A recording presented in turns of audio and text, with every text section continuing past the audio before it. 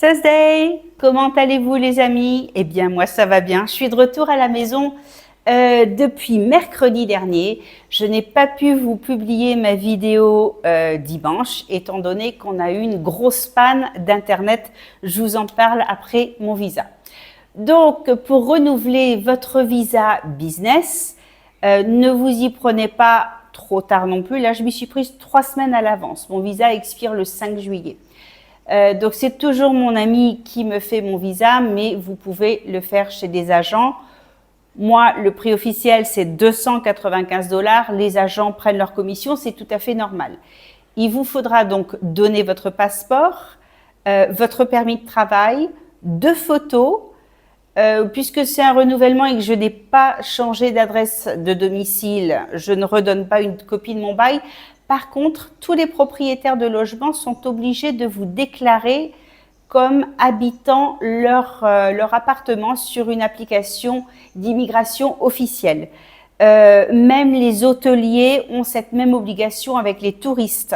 Donc, vous avez absolument besoin de ce document pour renouveler vos visas.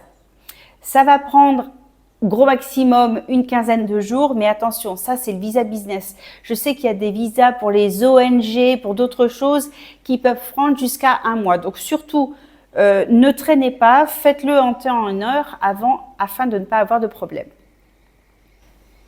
Donc cette panne d'internet est due à un conflit qui dure depuis plus d'une vingtaine d'années entre le Cambodge et la Thaïlande.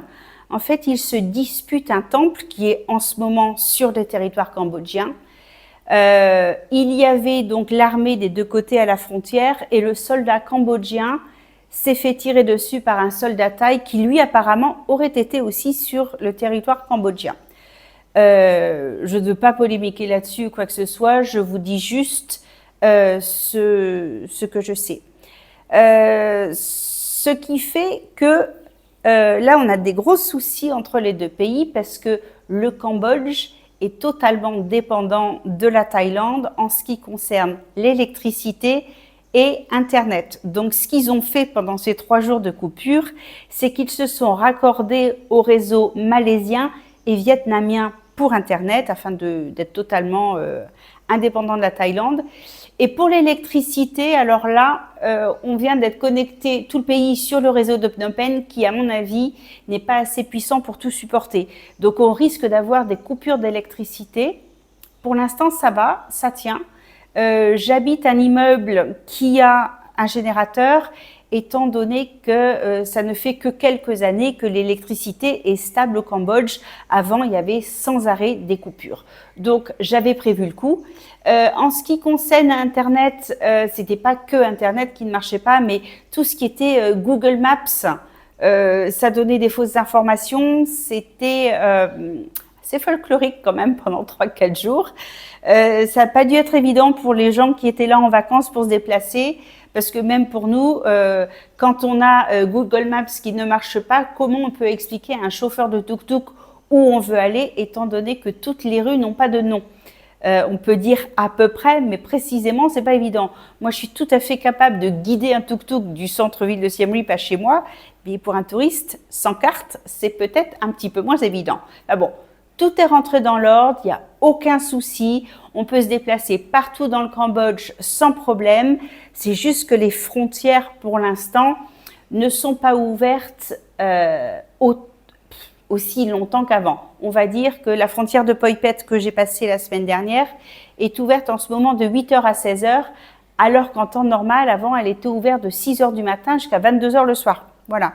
C'est la seule chose qui change. Ça ne nous impacte pas trop personnellement. Ça risque d'impacter, par contre, les marchandises, étant donné que le président du Sénat a donné un ultimatum à la Thaïlande en lui disant que si, d'ici les 24 heures qui venaient, il ne réouvrait pas les frontières à plein temps comme auparavant, il bloquerait toutes les marchandises venant de Thaïlande au Cambodge. Donc là, on verra. Ça risque d'être un petit peu plus compliqué. Le Cambodge est un pays très pacifiste et il a décidé de s'en remettre à la Cour internationale de justice pour régler ce problème et non pas d'affronter directement la Thaïlande. Donc vous pouvez toujours venir en vacances, habiter ici, il n'y a aucun souci. Tout tourne normalement, les bus, les avions, tout. Voilà. Eh bien, je vous dis à la semaine prochaine. Je vous souhaite une excellente semaine, les amis. N'oubliez pas de vous abonner et de liker ma vidéo. Je vous dis à dimanche prochain. Bye bye.